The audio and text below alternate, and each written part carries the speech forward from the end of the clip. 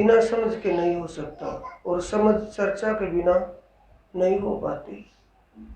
वाणी का मंथन करे या ब्रह्मवाणी चर्चा सुने समझे, तभी इस बात को समझा जा सकता है और रास्ते को प्राप्त किया जा सकता है।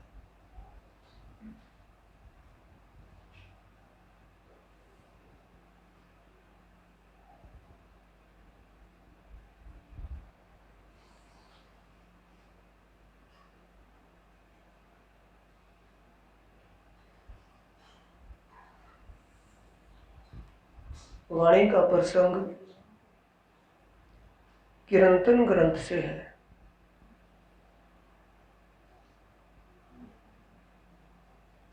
और किरंतन ग्रंथ का प्रकरण 12 और 13 है।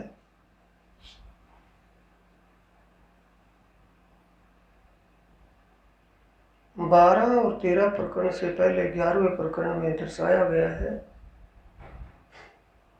कि मैं किसी प्रकार के दिखावे से प्राप्त नहीं होता। इन्हीं पारब्रह्म परमात्मा ने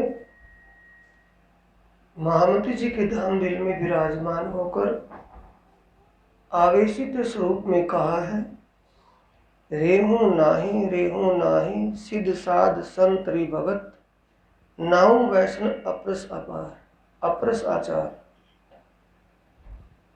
मैं कोई संत महात्मा नहीं हूँ, मैं किसी भेषधारियों जैसा भेषधारी नहीं हूँ।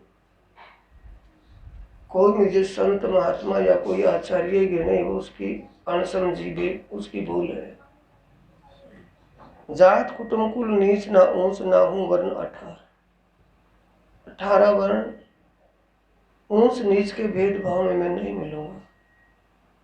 कि कोई समझेगा पंडित घर में होगा या पंडित घर में सबसे श्रेष्ठता होगी, नहीं। तो उसके लिए आगे का प्रसंग आया है 21वें प्रकरण में, 12वें प्रकरण में चौपाई पहली है। इससे पहले है, तुम साचे सिद्ध साध भगवत, तुमको वैष्णव साथ सकल संसार। तुम साचे सिद्ध साध भगवत, तुमको वैष्णव साथ सकल संसार। भनत महामत तुम अमर ओ याही में, मैं ना कछु या में निर्धार। इस टाइम हिंदी में समझा दे, चर्चा कर रही हूँ इस टाइम में।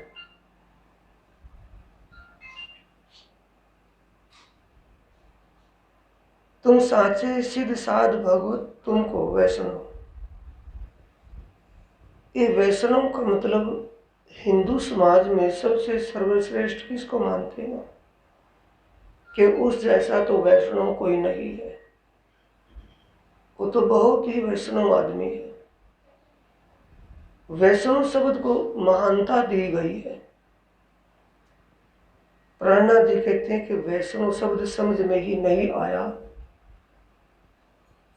वो बाह्य रूप से वैष्णव भाव वैष्णव भेष दिखा करके कुछ प्राप्त नहीं हुआ। वचन भी भनत महामत तुम अमर हो याही में। प्राणनाथ जी कहते हैं कि मैं किसी को मजबूर करके या कंपेल करके नहीं कह रहा। जो मैं कह रहा हूं उसको समझने का प्रयास करना, और समझने के बाद हमें तभी अपने आप का पता चलेगा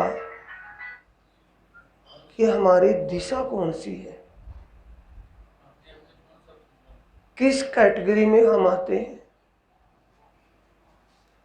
वैष्णव की कैटेगरी हमारी है, किसी और की है। किसी और की शोभा हम ले बैठे।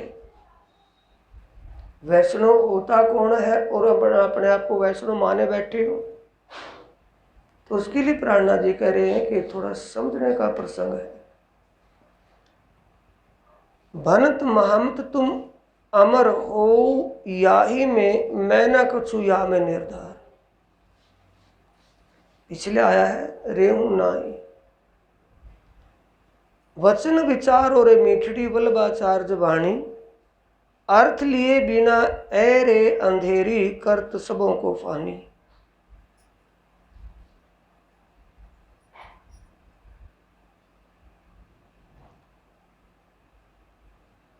वल्लभाचार्य जी भागवत के एक श्रेष्ठ व्याख्याकार हुए हैं, जिन्होंने श्रीमद् भागवत का हिंदी टीका यानी व्याख्या की है। और वल्लभाचार्य वैष्णव संप्रदाय के एक श्रेष्ठ आचार्य हैं, सर्वश्रेष्ठ आचार्य हैं।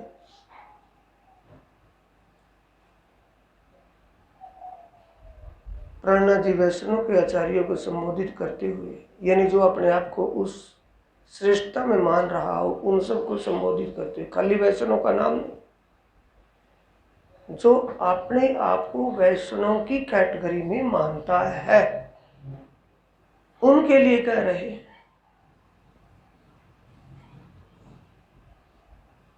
अर्थ लिए बिना एरे अंधेरी, यानी तुम ज्ञान के भाव अर्थ बातुनी भेद मगज मायने ना समझ कर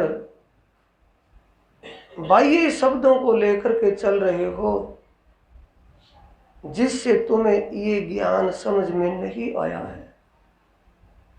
और कहने के लिए आप समझदार, जानकार और श्रेष्ठ वैष्णव के रूप में मानते हो, कहते हो अपने आप को।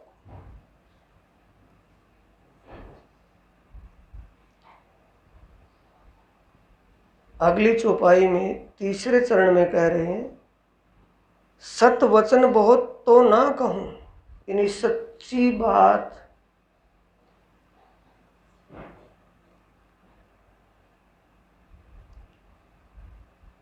जो समझ तो बनी नहीं और समझदार बनकर के दिखा रहा हो, उसमें वो उत्तमता नहीं है। और उत्तमता सिर्फ प्रदर्शनी, उत्तमता की प्रदर्शनी कर रहा हो, उनके लिए कह रहे हैं। क्या कह रहे हैं कि मैं सच्ची बात कहूँगा तो जरूर, लेकिन ज़्यादा नहीं कहूँगा, क्योंकि मेरी सच्ची बात को सुनकर के दुखी होने वाले ज़्यादा होंगे। सत वचन बहुत तो ना कहूँ, क्यों ना कहूँ, जानो दुख पावे दुष्ट कोई। जो मर्म को तो समझा नहीं और मन के मते अपने आप की प्रतिष्ठा पाने के लिए वो उत्तम बना बैठा हो, और उत्तमता के लायक योग्य कोई और हो, दुखी कौन होगा? जो उस विशेषता, उस उत्तमता, उस योग्यता के लायक योग्य है, उसकी तो योग्यता जेन्युइन है। और योग्यता नहीं है और वो योग्यता दिखा रहा हो, और योग्यता क्या होती है वो बात खुलासा करी जा रही हो, तो खुलासा हुई बात को सुनकर के दुखी कौन होगा? अयोग्य जो होगा। जो योग्य होगा तो उसकी क्वालिटी है, उसकी क्वालिटी को ही तो बखान किया जा रहा है, उसकी तो वो क्वालिटी है। जिसकी क्वालिटी नहीं है और वो क्वालिटी बना करके दिखा रहा हो, तो सच्ची बात सुनकर के दुखी कौन होगा साथियों? अयोग्य होगा कि योग्य? अयोग्य। जो क्वालिटी नहीं है और क्वालिटी बना करके दिखा रहा हो, वो दुखी होगा ही होगा। तो उनके लिए कह रहे हैं, सत वचन बहुत तो ना कहूं, सच्ची बात मैं तो का तो आगे ना, सत वचन बहुत ना कहूं, ये तो इसमें कुछ इसका भाव बढ़ गया था। तो ना कहूं, तो का मतलब इसलिए मैं सच्ची बात ज्यादा नहीं कहूँगा, क्योंकि मैं सत्य ही का बखान करता रहूँगा तो दुष्ट लोग दुखी हो जाएंगे, क्योंकि उसके योग्य वो नहीं है और योग्यता वो दिखा रहे। भाई ये प्रदर्शनी योग्यता की दिखा रहे हैं, योग्य उसके वो है नहीं, इसलिए कह रहे मैं ज्यादा नहीं कहूंगा, लेकिन कहूंगा जरूर, लेकिन कहूंगा थोड़े में। थोड़े में जो समझना होगा जिसको वो समझ लेगा, ना समझना होगा ना समझेगा। देखते वैष्णव अति सुंदर, बाहर भीड़ हो और सफेद पोष सामने से आ रहा हो, भीड़ है, भीड़ में एक सफेद वाइटनेस धोती, ये जो भेष है। देखते वैष्णव अति सुंदर नीके बनावत भेष, क्या भेष? माला तिलक धोती पहरे, एक दूजे की देखा देख। यानी बाहर से तो सर्वश्रेष्ठता दिखा रहा है, हम बाहर से अपनी योग्यता प्रदर्शित कर रहे हैं और योग्य अंदर है नहीं, तो अंदर की योग्यता कौन सी है? बाहर से तुम वैष्णव जिता रहे हैं, सफेद वाइटनेस दिखा रहे हैं, लेकिन अंदर वो सफेदी अभी तक नहीं आई। सफेदी कौन सी? कौन तुम कहाँ ते आए और कहाँ तुम्हारा घर, ए कौन भौम और कहाँ श्री कृष्ण जी, पाओगे कौन तर? कैसे पाओगे उसको? जिस कृष्ण के चक्कर में तुम कृष्ण भगत बन करके घूम रहे हो, जो अखंड मुक्ति दाता है, उसको कैसे पाओगे? उसके बारे में तुम्हें समझ नहीं है, उसका ज्ञान नहीं है। बाहर खाली भेष है, भेष तो शमशान तक जाएगा, उससे आगे पूछेगा ही नहीं कोई कहां से गया है। आगे कौन सा रंग जाएगा? अंदर का अंतस्करण का रंग जाएगा कि बाह्य रंग जाएगा? अंतस्करण का रंग रंगा गया होगा तो वो रंग उसको लेकर के जा सकता है, बाहर का रंग नहीं ले जा सकता। तो प्रेरणा जी कह रहे हैं जब तक हमें ये पता नहीं बाहर का भेष कैसा है, विशेषकर मेरे को टकराते पता नहीं क्या कारण है, इतना बड़ा तिलक लगाना, और जब पास में खड़े होकर देखे तो रात की तोड़ बन उसके मुंह से आ रही होगी। समझ गए? नहीं समझे? बाईपास तो नहीं गई होगी बात। तिलक कितना बड़ा, छाप कितनी बड़ी है, सफेद वस्त्र है, साफा गले में है, माला कंठी गाली हुई है, और तिलक शास्त्री जी कहलवाने के लिए कोई कमी नहीं है। और रात की तोड़ बन की ड्रिंक की स्मेल अंदर से उसके आ रही है। तो प्राणा जी कह रहे हैं धिक्कार है उसके भेष को। उसको यही पता नहीं कि मेरी सुंदरता कौन सी है। आत्मा परमात्मा की हृदयश्वरी है, परमात्मा का हृदय स्वरूप है। आत्मा पाक पवित्र है, क्वालिटी आत्मा की जैनवन है। आत्मा, शरीर जैनवन नहीं है, शरीर की कोई क्वालिटी नहीं है। क्वालिटी किसकी होती है? सत्य की। सत्य जिस हृदय के अंदर विराजमान हो जाए, उसकी क्वालिटी को कोई फिक्की नहीं कर सकता, क्वालिटी से नीचे नहीं ला सकता। क्वालिटी ढूंढने से ही दिखाई देगी, क्वालिटी दिखाई भी नहीं देगी, क्योंकि सत्य की सत चाहो सो शब्दा चीनो, आपने देवी दिखाए जिन पाया तीन माहे समाया, राखत जोर छिपाई। उसको दिखावा की आवश्यकता ही नहीं होती है, क्वालिटी है वो तो, उसको क्या दिखावा करना? पैकिंग करने से क्या होगा? जेन्युइन चीज है तो उसको पैकिंग की आवश्यकता नहीं है, और लाइन में लगे होकर के मिलेगी बिना पैकिंग के ही। और पैकिंग किसकी की जाएगी? जो डुप्लीकेट है, उसकी पैकिंग जेन्युइन के समान होगी। 100 आवाज लगाकर गारंटी करके देंगे, गारंटी है, लेकिन जो उसकी क्वालिटी होगी उसकी गारंटी नहीं होगी। भी क्वालिटी की गारंटी है, चलने की कोई गारंटी नहीं है। ये प्राणा जी कह रहे हैं कि तुम वैष्णव बनकर के घूम रहे हो, यानी अपने आप को सर्वश्रेष्ठ समाज में कहलाने के प्रयास में लगे हुए हो, ये प्रयास ही तुम्हारा गलत है, ठीक नहीं है। श्रेष्ठता किसको देखनी है? अंतर्यामी को या इंसान को? विशेषता किसको देखनी है? अंतर्यामी को देखनी, इंसान को तो नहीं देखनी। तो इंसान को क्या दिखाए? हमारे गले में माला है या नहीं है, तिलक है या नहीं है, हमारे भेष वाइट है या भगवा है, काला है, कैसा है, उससे क्या लेना देना? जटाए लटाए खड़ाऊं आदि पावड़ियां आदि, उनसे क्या लेना देना है? कानों में कुंडल है न, क्या लेना देना उनसे? सत्य को तो पता नहीं है मैं हूं कौन, इसमें से बोलता निकल करके गया हुआ कौन है? उसमें जो बोलता आया है गर्भवास में, जो आकर के बैठा उसमें वो कौन है? निकल कर गया तो वो कौन है? उसको तो पता ही नहीं। आया कहाँ से और जाएगा कहाँ? जाना उसको कहाँ है और जाएगा कहाँ, ये कुछ पता नहीं। तो प्राणा जी कहते बाहर का भेष किसी काम का नहीं है।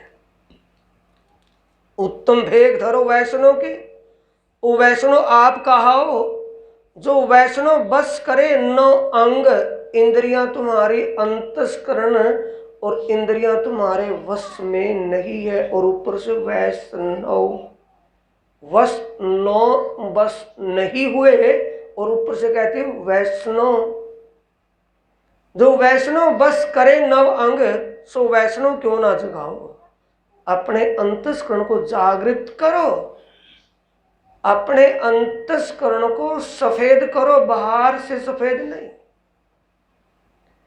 ये वाणी तो अप्रस करे आत्म, कौन सी वाणी है? भागवत। भागवत में क्या है? 10वां स्कंद। पूरी भागवत का जिक्र नहीं है। भागवत में क्या विषय? भागवत के 10वें स्कंद को उसमें से हटा दें, भागवत क्या रह जाएगी? हिस्ट्री। हिस्ट्री है ना, राजा राणाओं के जिक्र उसमें, मतलब ऐतिहासिक बातें हैं। और 10वां स्कंद ब्रह्म लीला का है। 10वें स्कंद के भी अध्याय 90 हैं। 90 अध्यायों में से 35 अध्याय जो शुरू के हैं, उन 35 अध्यायों को ही हटा दो भागवत से, बाकी भागवत क्या रह जाएगी? हिस्ट्री रह जाएगी, उसमें कोई भी विशेषता नहीं। तो प्राणा जी कहते तुम्हें वो ज्ञान मिला है, हम अप्रस, पवित्र कहते हैं अप्रस को भाई, और स्पर्श छुआछूत मान गए होंगे, समझ गए होंगे ना कि भंगी का है, पीछे बिठा दे भाई, अब आगे क्यों चढ़ता रहे? सिर पर चढ़ेगा क्या? मानेंगे ना? क्या है वो? छुआछूत। अब क्या मानते हैं अपने आप को? अप्रस, पवित्र है, वैष्णव है, खामो खाई थोड़ी है। पीछे हट करके बैठ भाई, तू भंगी है, तू हरिजन है, पीछे हट करके बैठ। क्या माने अपने आप को? अप्रस। प्राणा जी कहते नहीं, अप्रसता अभी नहीं हुई है। अप्रसता कब होगी? ये वाणी तो अप्रस करे आत्म।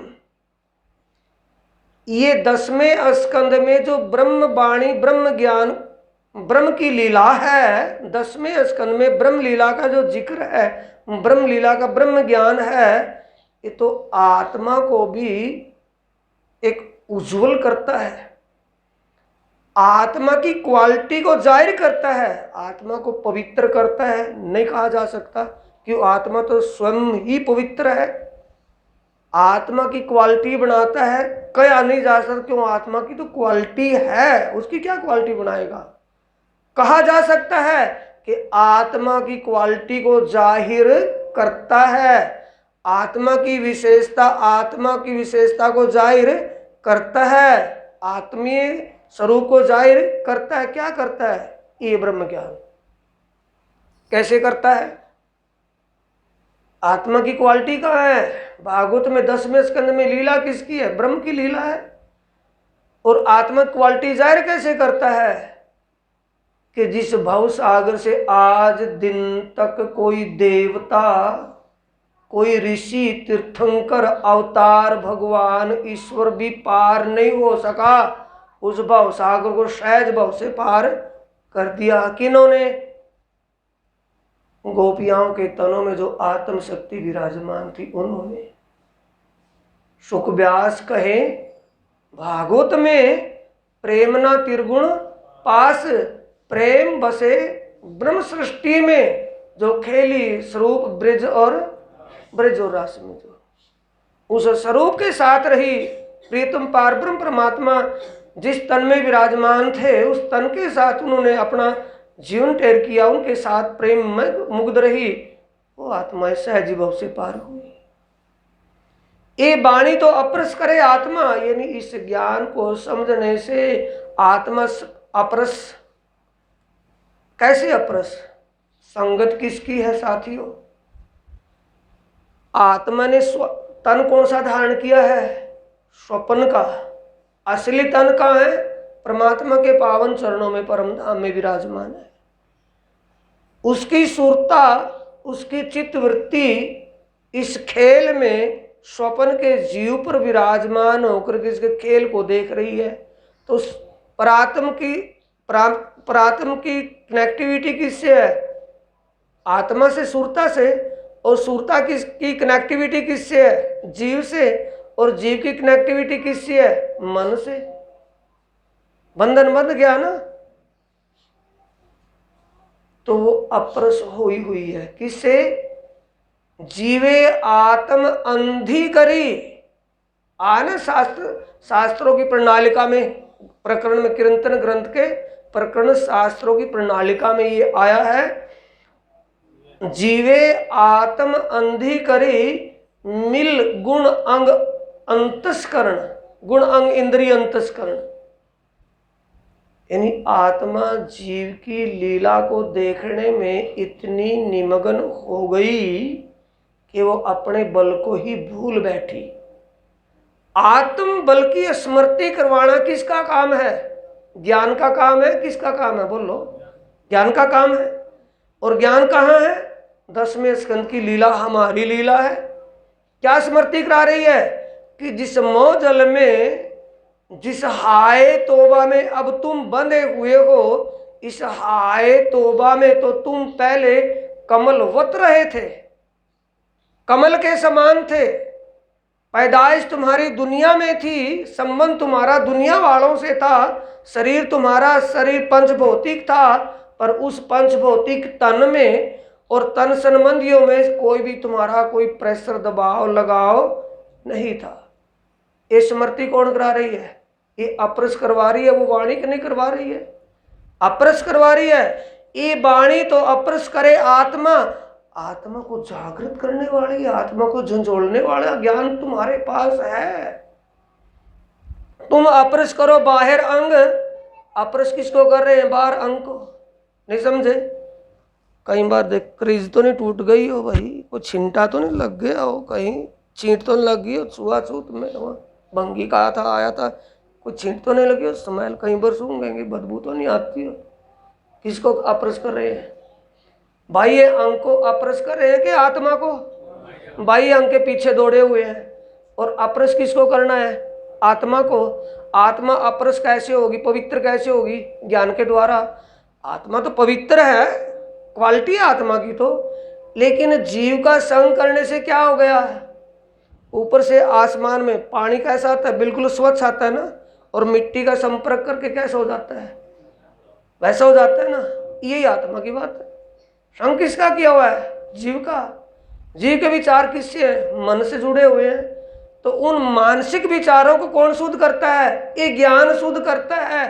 प्राणा जी कहते तुम शुद्ध करने के लगे उस शरीर को शुद्ध करने के चक्कर में, और आत्मा तुम्हारी शुद्ध नहीं हो रही।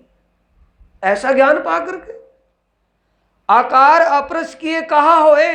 आकार समझ रहे नहीं? ये आकार, इसको शुद्ध करने से क्या होगा? स्वच्छ करने से क्या होगा?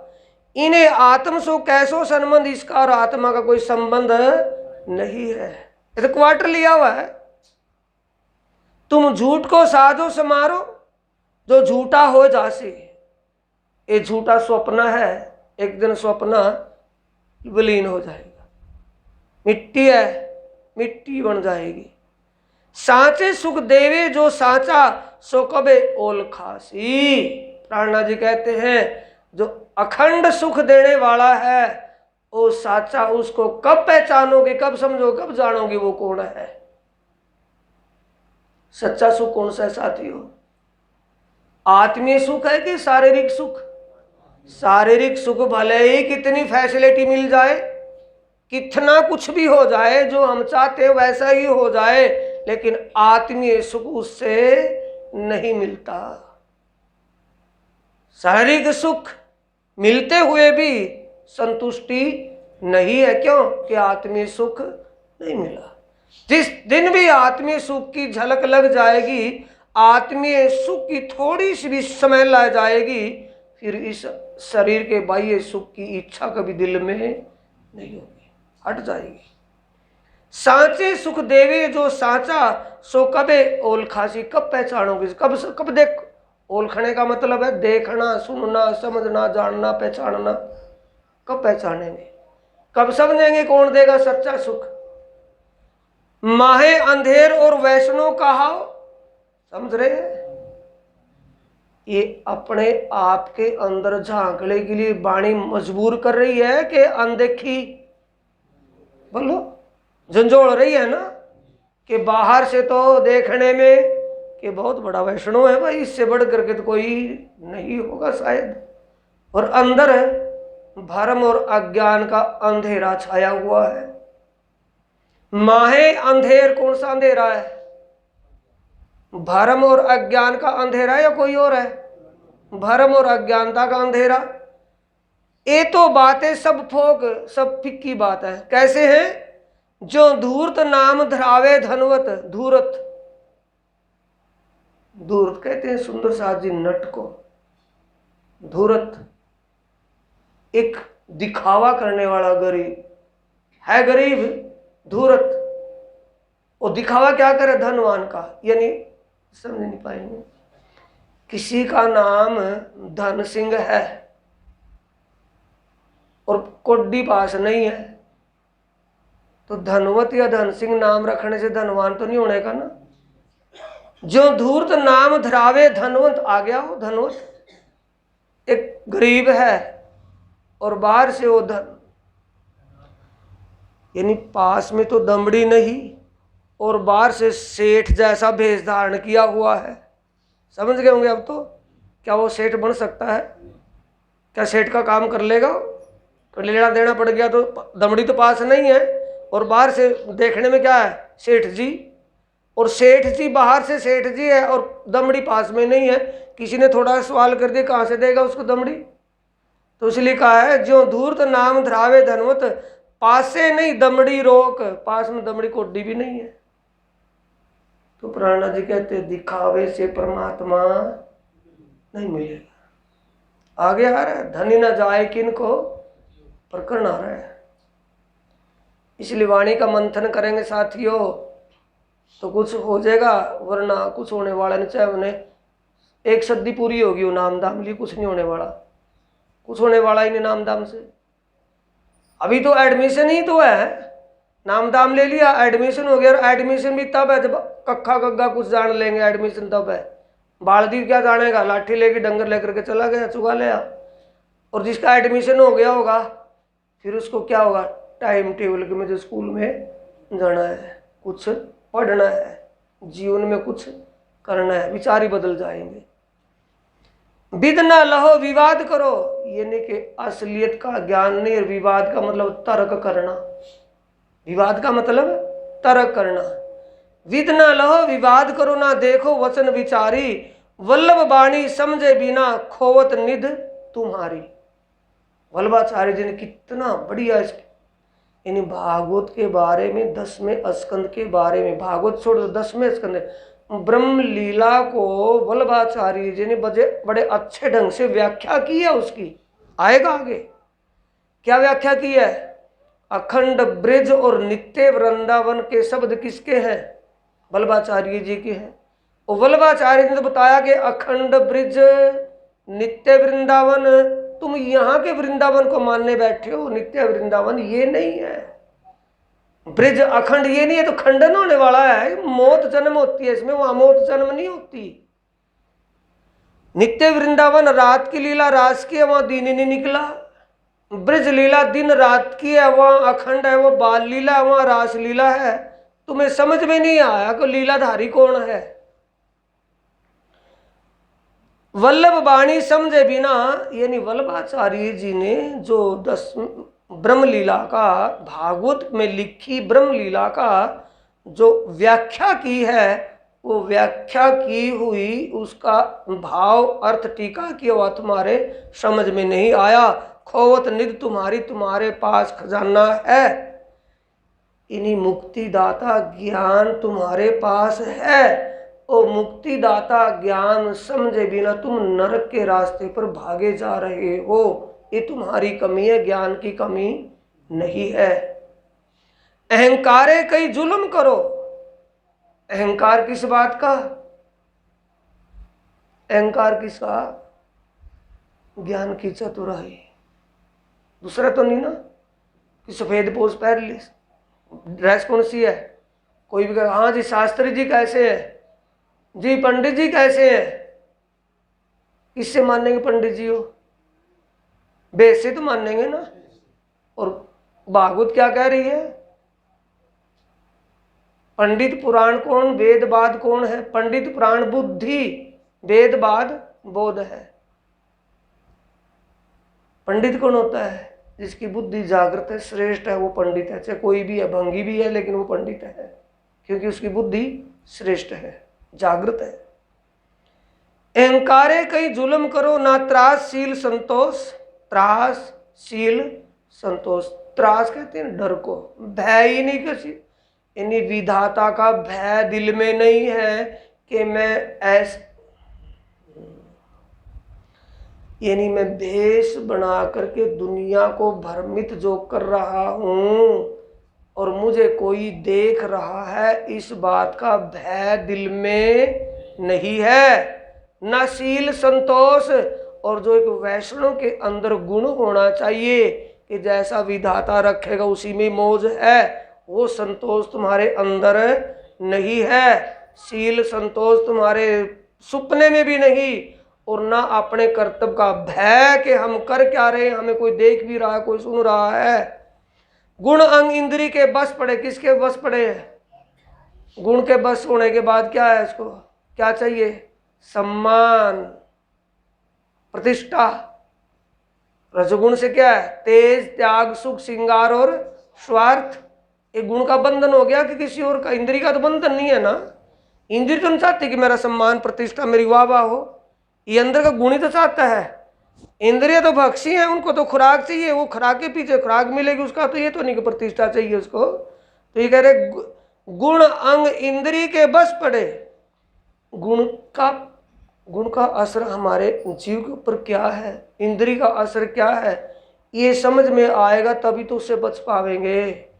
और जो समझ में नहीं आएगा तो उसमें बंधे बंधाए खींचे जा रहे हैं। गुण अंग इंद्री के बस परे ना देखो नजरों दोख। किसके दोष देखने? अपने, किसी और के। अवगुण काढ़े कमी कहां सी है, लूजिंग कहां है, टाइट करेंगे। आया ना कात्यायनी के दृष्टांत में, अपना तकला सीधा कर, माल दे मरोड़, अद्वाइन कस। आया ना ये प्रसंग। माल मरोड़ का मतलब है दृढ़ संकल्प, एक अटूट विश्वास की माल कस ले। अद्वाइन कसना, अद्वाइन कसना अपने आप को संयम में लेकर के चल। गुण इंद्रियों के अधीन नहीं, संयम से जीवन जी। अटूट विश्वास कर। मन को सीधा का मतलब है मन में कोई संशय तो निकाल दे, निसंशय हो जाए ज्ञान से। गुण इंद्री के बस परे ना देखो नजरो दोष, धूर्त करके ले आओ धन, खर्चो मुख करो उन्माद। धूर्त करके, धूर्त करके हम चुपाई किसके लिए साथियों? मैं ये कह देता हूं ना, वो थोड़ा सा कठोर लगता होगा।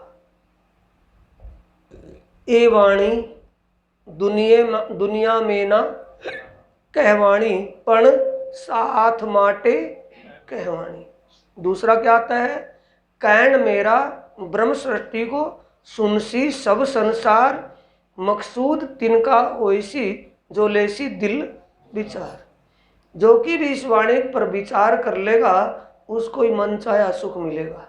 उसी की मनोकामना पूरी होगी, विचार कर लेगा। अब हम धूर्त करके ले आओ धन, खर्चो मूर्ख करो, खर्चो मुख करो उन्माद, मेले मेलो मुख भाको उत्सव, पातलिए डालो प्रसाद।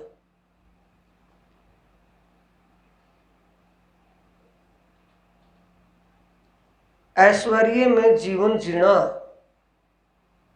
आत्माओं के लिए नहीं है। समझ रहे हैं? सबसे ऊंचा दर्जा किसका? आत्मा का है या शरीर का?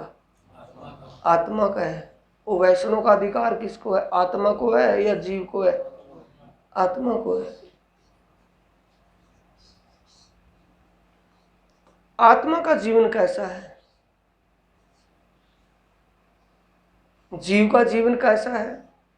ये वाणी कह रही है, पट्ट पहरे खाए चिकना, हेम जवेर सिंगार, हक लज्जत आई मोमिनो, तिन दुनी करी मुर्दार। एक ऐश्वर्य में जीवन जीना जीव का काम है और साधना में जीवन जीना आत्मा का काम है। क्योंकि अपनी बाईपास जा रही होंगी बातें। आत्मा तो आनंद का स्वरूप है, उसकी तो क्वालिटी स्वयं ही है, उसको ऐश्वर्य की जरूरत नहीं है। वो दुख देखने के लिए आई है, दुख का जीवन जीना उसका एक स्वभाव है। क्योंकि आई दुख को देखने के लिए। दुख का क्या स्रोत है? दुख है क्या चीज? दुख को भोगने के लिए, दुख को देखने के लिए, दुख को समझने के लिए तो भोगेगी, देखेगी, तभी तो समझ में आएगा मर्म कि दुख का मर्म क्या है। ऐश्वर्य जीवन किसका है? किसकी रीति वीति है? जीव की। और आत्मा की रीति वीति कौन सी है? साधना में, साधु में जीवन जीना। कारी कामरी रे मोको प्यारी लागी तू, सब सिंगार को शोभा देवे, मेरा दिल बांध्या तुझसो। ये उदयपुर के ताल पर प्राणनाथ जी ने कौन सा वेश धारण करा? सुंदर साध का कौन सा वेश धारण किया था? फकीरी वेश धारण किया था ना। उनमें सेठ थे या कोई झोपड़ी झोंगी के निकले हुए आदमी थे? बड़े बड़े धनवान सेठ, बड़े बड़े मुखिया, वरिष्ठ आदमी थे, जिन्हों के गले में अल्फी डाल करके जोड़ी मंगवा, टुकड़े मंगवाए थे, घर घर से भीख मंगवाई थी। किस लिए? वो मायावी अहंकार ऐश्वर्य दिमाग से निकालने के लिए कि मैं कुछ नहीं हूं, मैं माइनस हूं, कुछ नहीं हूं, मैं सेठ नहीं हूं, मैं कोई दाता नहीं हूं, कोई मैं धनवान, कोई चौधरी नहीं हूं, कुछ नहीं हूं मैं। ना काजी का पता था, ना ब्राह्मण का पता था। उनमें बदबू आने लगी थी ना आपस में। वो जो सुंदर साथ बादशाह औरंगजेब के दरबार में बादशाह की आत्मा को जागृत करने के लिए भेजे हुए थे, और वो 4 महीने वहाँ मुसलमान काजियों से बात करते रहे, वहाँ उनके दरबार में रहे। तो नीचे से क्या बना ली थी बात कि तो मुसलमान लोग में रह के आए तो मुसलमान बन गए, वही मुसलमानों के साथ रहे हुए हैं, ये तो मुसलमान है, इनके पास बैठना, इनसे बातें करना, इनके साथ खाना खाना हमारे लिए ठीक नहीं है। किसी ने बनाया था ये वायरस किसने पैदा किया था? मूल, इसके मूल में कौन था? मुकुंदास ब्राह्मण था ना, पंडित विद्वान था वेद का। तो पंडित जी ने कौन सा वायरस छोड़ दिया था सब में अंदर कि भाई ये मुसलमान है सब, भले ही दयाराम सेठ, बनारसी दास सेठ, ये भले ही दिल्ली के रहने वाले हैं, लेकिन मुसलमानों के पास रहे हैं 4 महीने, इसलिए मुसलमान है, इनके साथ बैठना, इनके साथ भोजन प्रसाद लेना तो मुसलमान हो जाएंगे, हम भी इनके साथ, इनसे दूर रहना ठीक है। तो ये वायरस का पता किसको चला? प्राणनाथ जी को। तो प्राणनाथ जी ने क्या किया कि वायरस खत्म यही हो भी होगा, ये फैल गया तो फैल गया। तो सबका क्या किया? सपाचट सबके तरबूज से निकलवा दी। ना तो किसी का मुकुंदास का पता, ना लालदास का पता, ना शेख बदल का पता, ना काय मुल्ला का पता, क्योंकि ना दाढ़ियाँ रही, ना सिर के बाल रहे, टोटरे से निकलवा दिए। सामने देखे फेस से पता चलता है कि फला आदमी है, पीछे से या साइड से देखे पता नहीं चलता। सारी की वाइट ड्रेस है, अल्फियाँ पैर रखी है और कोई बेस केस कुछ रहा ही नहीं। ये सिखाया किसने है? अक्षरती धामधनी ने। और इस सिखापन को कौन भूल करके बैठे हैं? सबसे पहले जो उनके खामिद बने बैठे हैं आज वे आज शर्मा और वर्मा बने बैठे हैं, जिन्होंने उस बेस को उदयपुर पर छोड़ दिया था। है वो या नहीं है? हो जो कहते हैं। तो प्राणनाथ जी कहते हैं बाहर से तुम एक विशेष वरिष्ठता का भेष धारण करके दुनिया से धन ला करके फिर भंडारा करते हो, और भंडारे पर जो प्रसाद, भंडारे का जो प्रसाद होता है वो फ्री का माल समझ करके खाते और कुछ फेंक देते हो। तुम्हें उस महाप्रसाद की कीमत का पता नहीं है।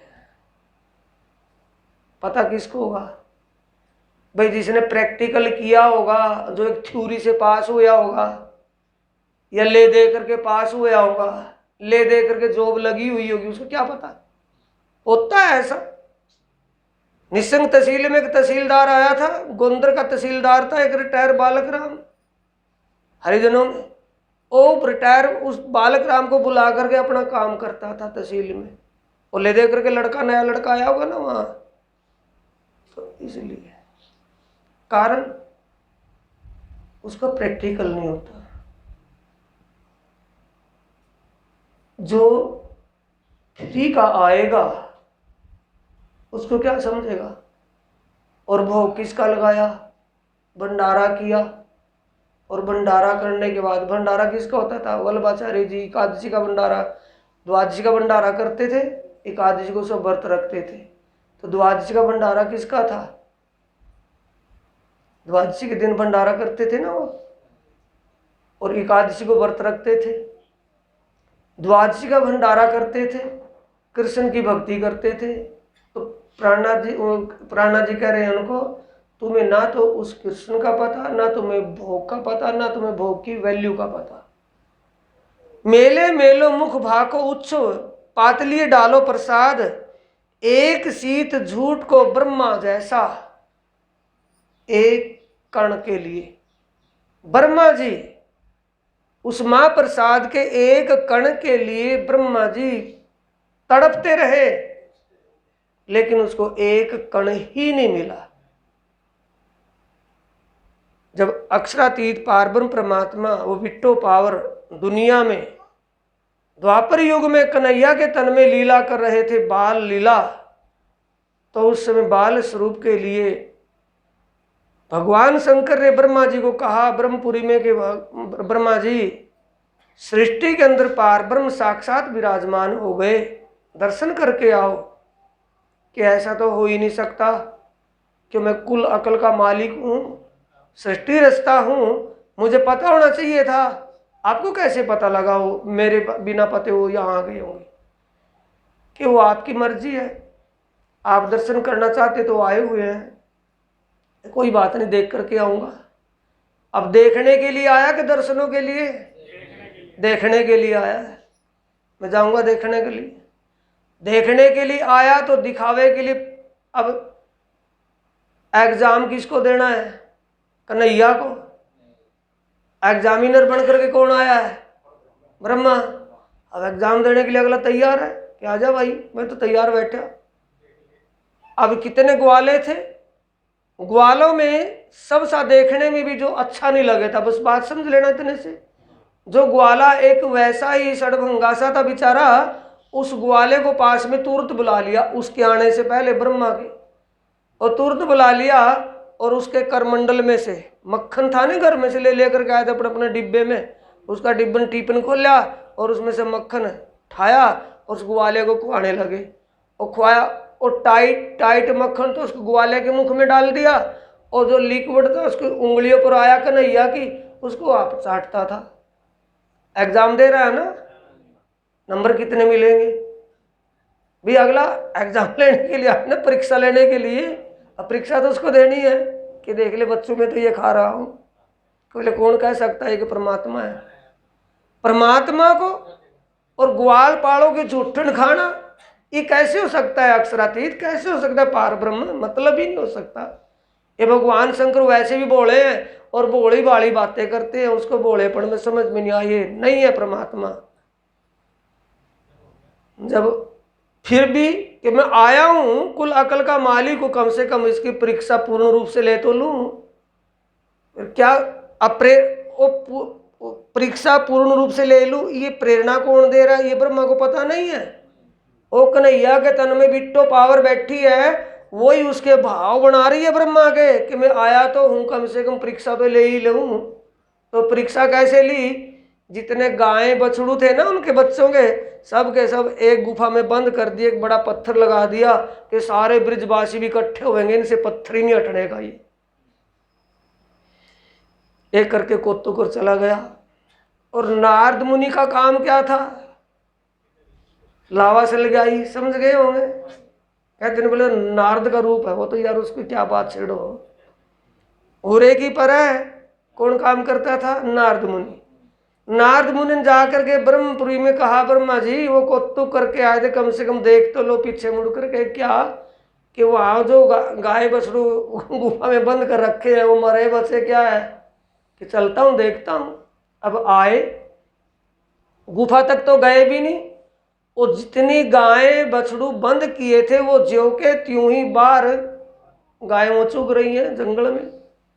अब देखा यार मैंने तो बंद कर दी थी, ये कहाँ से आ गई? अब वे ज्यों को तो बाहर, और जब गुफा का पत्थर हटाया, उसकी शिला हटाई, तो उसमें देखा तो वो बैठे जुगाड़ रहे हैं बड़े शौक से, कोई फर्क नहीं उनके ऊपर। तब उसको अपनी कमी का पता लगा कि मैंने तो सर्वेश्वर। अब क्या दिखने लगा वो एक ग्वाले से क्या दिखने लगा? सर्वेश्वर परमेश्वर।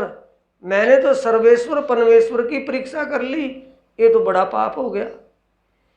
अब जा करके भगवान विष्णु के चरणों में, भगवान शंकर के चरणों में लौटता है, बख्शो, बताओ, सुझाव दो कुछ कि बात तो बता कि मैं दर्शनों के लिए गया था और परीक्षा ले ली, उनकी परख कर ली कि क्या तुझे दिक्कत किस बात से हुई, तू मूल बात बता कि तुझे क्या फर्क लगा। कि मैं गया था दर्शनों के लिए, जब दर्शन करने के लिए गया वो एक ग्वाले को मक्खन खुआ रहे थे और उसका जो लिक्विड पदार्थ नीचे जो आता था उसको आप खा रहे थे। कि वो जो झुट्टन है ना, उस झुट्टन का कण ही वो तुझे मिल जाए, वो झुट्टन तुझे मिल जाए तो तेरा मनसा का पाप धो सकता है, वरना ये बढ़ता ही रहेगा। अब उसको कण पर झुट्टन को पाने के लिए कहाँ आए? कि बाल गोपाल वहां जंगल वृंदावन में खेल रहे होंगे, बेड्डे के ऊपर कौआ बन करके बैठे रहे। अब उसको फिर भी ये पता नहीं, बुद्धि कौन सी स्वप्न में, ये पता नहीं मैं चतुराई जो दिखा रहा हूँ, कौवा बन करके बैठा हूँ। जब मेरा उसको ये पता था कि ये मेरी परीक्षा करने के लिए आया है और मुझे देख करके वो ऐसा कौतुक कर रहा था, जब मेरी परीक्षा गया था लेने के लिए, अपनी परीक्षा दे करके बैठ गया। अब भी मैं कौवा बन करके जब एक शीत एक कण भर ले लूंगा तो देवेगा क्यों अगला? कौवा बन करके आकर के बैठ गया। कन्हैया ने कहा सभी से कि भाई आज के दिन का पता है तुम्हें कौन सा दिन है? कि जी पता नहीं। कि आज अन्नकूट का दिन है। अगर अन्न का एक कण नीचे गिर गया तो अन्नकूट देवता नाराज हो जाएगा, कभी भी अन्न नहीं मिलने का, फिर हमें अन्न नहीं प्राप्त होने का। कि कोई बात नहीं कन्हैया चिंता क्यों करता है, एक भी दाना नीचे नहीं गिरने देने के, और बता जितना लेना उतना ही खाना, जितना लेना उतना ही खाना। अब कौवा निराश हो गया कि अब तो काम नहीं चले, अब क्या करूं? कि अब ये कुल्ला करने के लिए जमुना में जाएंगे, कुल्ला तो करेंगे, बिना कुल्ला थोड़ी रहेंगे। और मछली बन करके जमुना जी में पड़ गया। अब बच्चों को फिर सतर्क कर दिया कि कौन सा दिन है पता है? कि अन्नकूट का ध्यान रखना। मिट्टी भी वही है और जल भी वही है, जो खाया है ना वो हाथ जूठा है वो अपने तन पर लगा लेना कि तन भी मिट्टी है और मिट्टी भी मिट्टी है और पानी भी है, दोनों पवित्र है। इसलिए आज कुल्ला करने की जरूरत नहीं है, किसी को भी जमुना में जाने ही नहीं दिया। तो उसके लिए है कोटि यतन ब्रह्मा कर थाके सो झूठन नहीं पाए। तो वो कहा तो उमा प्रसाद और कहा पतलों पर ढेर का ढेर झूठन में। ये विशेष करके मिलता है सुंदर साथ जी, और बोला भी जाता है आश्रम मंदिर में बोलता है भाई जहाँ थोड़ा बहुत सही है वहाँ तो बोलता है। वह तो समझदारी वैसे भी अपने आप भी करते हैं कि जो जब मंदिर में जाएंगे तो क्या कहेंगे, घर में क्या कहेंगे, भी किस कोई भी मेहमान आए किसी को कहेंगे खाना खा लो जी, खाना तैयार है, क्या मंदिर में ये भाषा होती है? बदल जाती है ना कि जी प्रसाद तैयार है, प्रसाद जिम लो, बदल जाती है ना भाषा।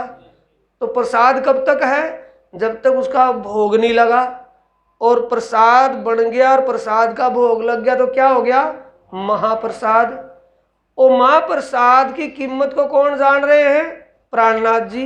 वैष्णव उसको फेंक रहे हैं पतड़ों में कि तुम्हें उस प्रसाद की भी कीमत का पता नहीं। एक शीत झूठ को ब्रह्मा जैसा जल में मीन होए आया, जल में मछली बन करके पड़ा। ए झूठ को महमत बाणी दिखावे। इस झूठ की कीमत कौन दिखाती है? ए वाणी, महाप्रसाद की कीमत। और महाप्रसाद की कीमत कौन दिखाती है? भागवत के 10वां स्कंद।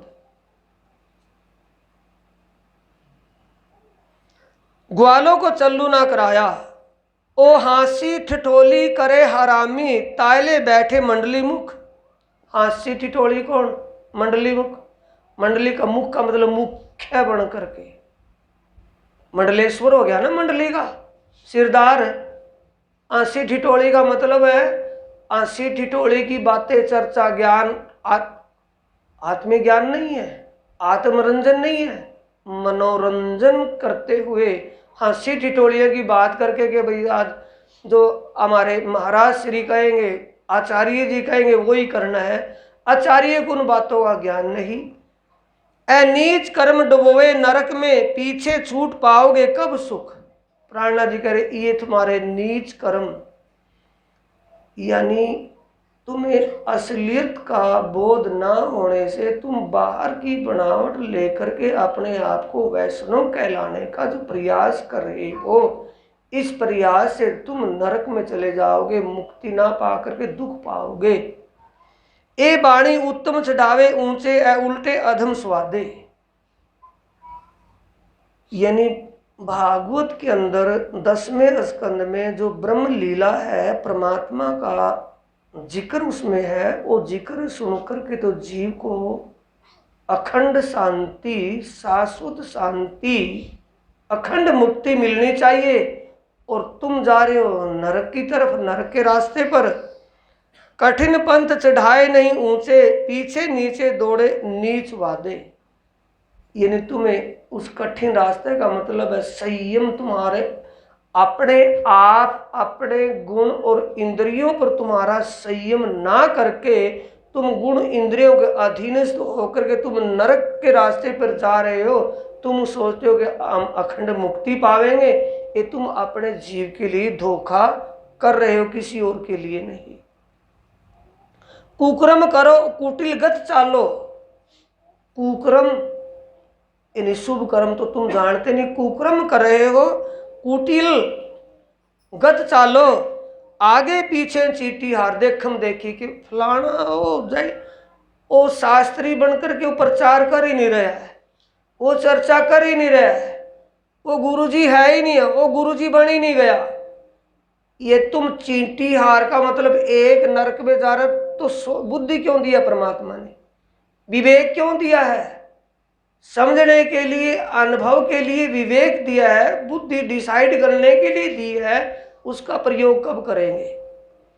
कुकर्म करो कुटीगत चालो, आगे पीछे चीटी हार, वल्लभ कुंवर कितनों को बरजे, कई उल्टे सेवक संसार। प्राणनाथ जी कह रहे वल्लभाचार्य किस किस को बरजेंगे? वल्लभाचार्य कुंवर आया है। वल्लभाचार्य का कुंवर मतलब वल्लभाचार्य के जो आचार्य हैं, वल्लभाचार्य का जो लड़का हुआ। वल्लभाचार्य मत में क्या है कि गुरु का लड़का ही गुरु, वही तो था ना। वल्लभाचार्य मत के अनुसार ही तो बिहारी जी गादी आसीन किया गया था, वल्लभाचार्य का बोलबाला था उस वक्त में। तो वल्लभाचार्य कुंवर का मतलब वल्लभाचार्य का लड़का जो वल्लभाचार्य के बाद उस गादी आसीन हुआ, वो किस किस को बताएगा, किस किस को रोकेगा? सभी अपने मन के मत चलना। दोष नहीं इन वाणी करो, ये तो दुष्ट दासी की कमाई।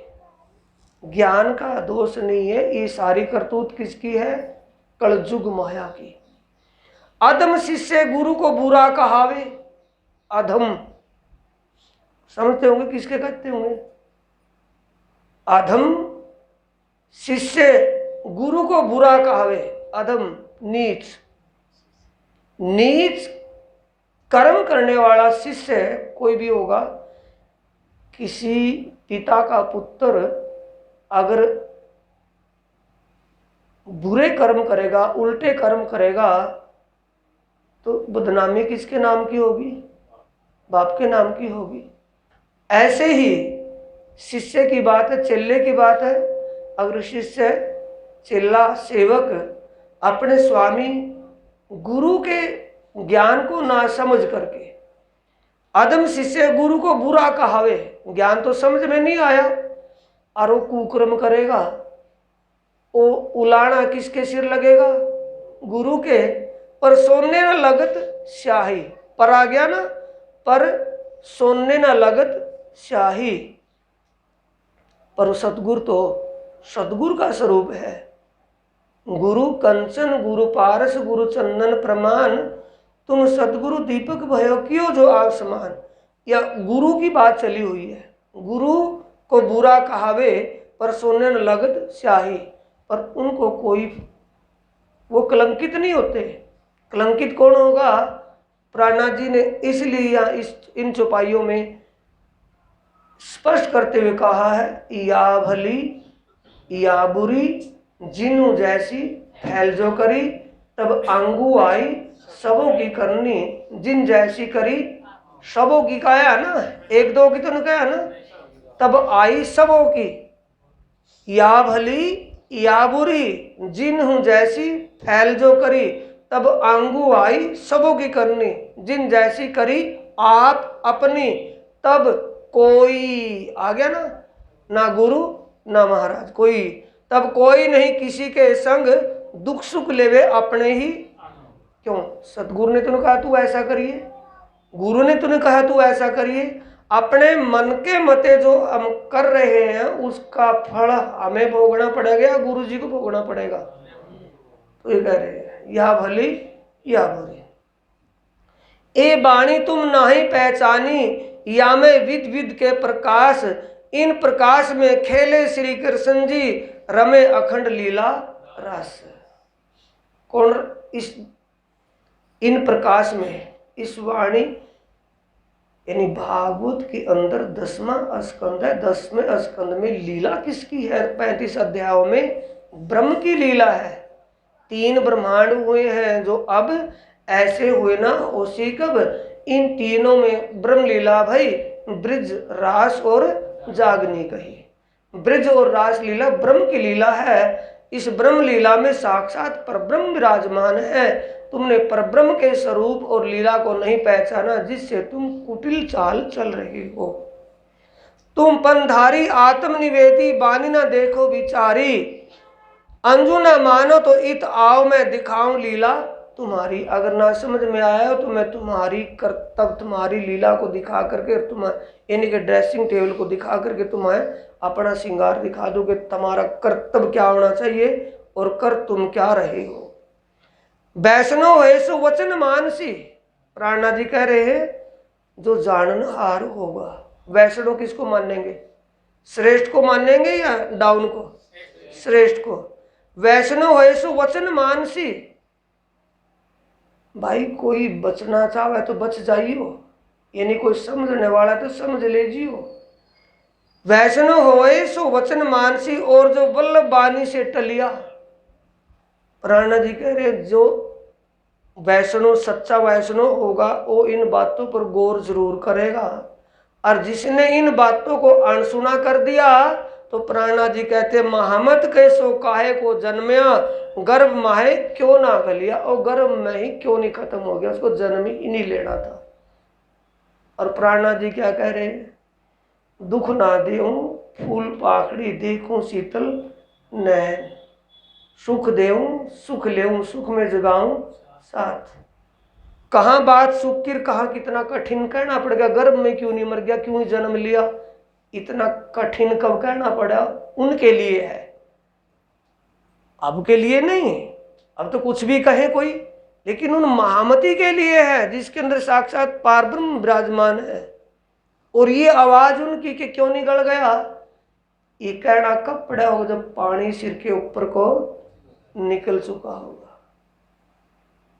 समझाते समझाते समझाते भी समझ में नहीं आ रहा होगा, तब ये कहना पड़ा, कहन तो मेरा ब्रह्म सृष्टि को सुन सी सब। ये दृष्टांत किसका दिया है? वैष्णव का, वैष्णवाचार्यों का। और समझा किसको रहे हैं कि कह दे तेरे ताऊ को। ताऊ कह दे किसके ताऊ को? कहने वाला कौन है? वहां बहू है और ताऊ आया, आवाज लगाई कि ये काम, ये चीज यहाँ है, और बहू कह रही है कह दे अपने ताऊ को। जब बच्चा न, वो चूही का बच्चा भी वहां नहीं है, तो ताऊ कौन कहेगा कह दे अपने ताऊ को? आप ही कह रही है कि कुआरी है वो? आप पे कह रही है। ये इस वाणी का, ये वाणी का इन्हीं कोड वर्ड है वाणी के, ये दृष्टांत है वाणी के। कहना किसको है? अपने साथियों को, कि समझ सको तो समझ लो। ये समझ का रास्ता है, बेसमझी का नहीं। केड़ा बेड़ी ऊंट कतार चींटी हार, आया है ना? कुक्रम करो कुटिम गत चालो, आगे पीछे चींटी हार।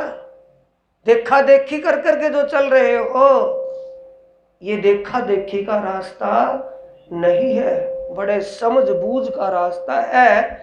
और कहने सुनने का रास्ता नहीं, खुद करने का रास्ता है। करनी रहने का रास्ता है, कथनी का ही नहीं। बोलो श्री प्राणनाथ प्यारे की जय। श्री सद्गुरु महाराज की। चौपाई दोहराएंगे भाई।